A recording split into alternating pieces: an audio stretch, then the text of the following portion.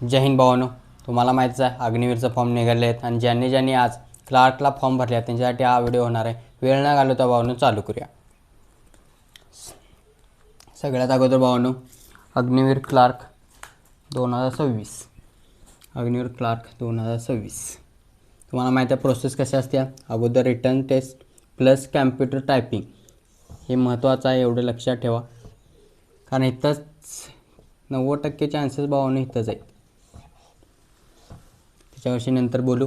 Physical taste भावांनो फक्त क्वालिफायसाठी आहे, क्वालिफायसाठी मार्क आहेत आणि त्याचं मार्क धरत नाहीत. त्याच्यानंतर भावांनो DV प्लस मेडिकल आणि मग फायनल मेरिट. रिटर्न टेस्टसाठी भावांनो हा सिलेबस GKचं भावांनो 5 क्वेश्चन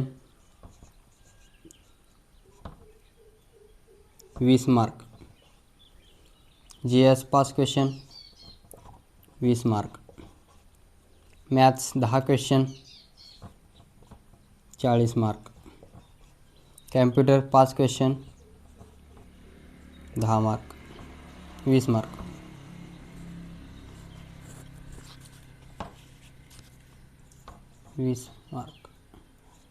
आणि इंग्लिश 25 क्वेश्चन 100 मार्क.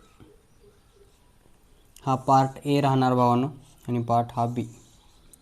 किमान दोन्ही पार्टला मिळून तर 32, ह्या ह्याला 32 मार्क पाहिजे तरच भावांनो क्वालिफाय, एवढं लक्षात ठेवा. सगळ्यात विषय म्हणजे हा तुम्ही इंग्लिशवर जरा भर द्या आणि इथंच सगळा पेपर गुंडाळतो आहे. कारण हा विषय मेरिटवर ठरतो आहे. 100पैकी 100 जवळपास सोपं प्रश्न असतात. मी स्वतः भावांनो क्लार्कचा पेपर क्रॅक केला आहे म्हणून सांगतो तुम्हाला. तेवढं का नसतं, एवढा सोपा प्रश्न असतात, एवढं लक्षात असून दे. सगळ्यात महत्त्वाचं भावांनो कॅम्प्युटर टायपिंग हा भावांनो सगळ्यात मोठा खेळ ठरतो आहे. कारण जर आपण ह्याच्यात भावांनो 30 WPM 1 मिनिट पर मिनिट म्हणजे 30 शब्द 30 वर्ड 1 मिनिटाला, असं 300 वर्ड 10 मिनिटात मारायचे, एवढं लक्षात असून देत. आणि ह्याला सगळ्यात भारी म्हणजे याची हाईट आहे भावांनो 162 सेंटीमीटर. ज्यांची हाईट कमी आहे त्यांनी ह्याला फॉर्म भरलेला असेलच. त्यामुळे भावांनो हिची प्रॅक्टिस करा आत्ताच. कारण हिची कसं असते CE बरोबरच जेव्हा आपण कॅम्प्युटर बेस्ड एक्झाम जाणार ह्या द्यायला जाणार तेव्हाच भावांनो टायपिंग टेस्ट असते.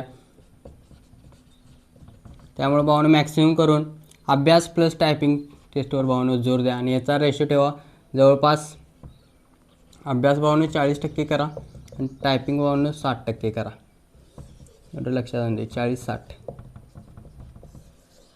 आणि व्हिडिओ आवडल्यास लाईक शेअर आणि सबस्क्राईब करायला भावांनो विसरू नका. आणि काय जर तुमच्या शंका असतील तर भावांनो कमेंट बॉक्समध्ये जरूर सांगा. जय हिंद.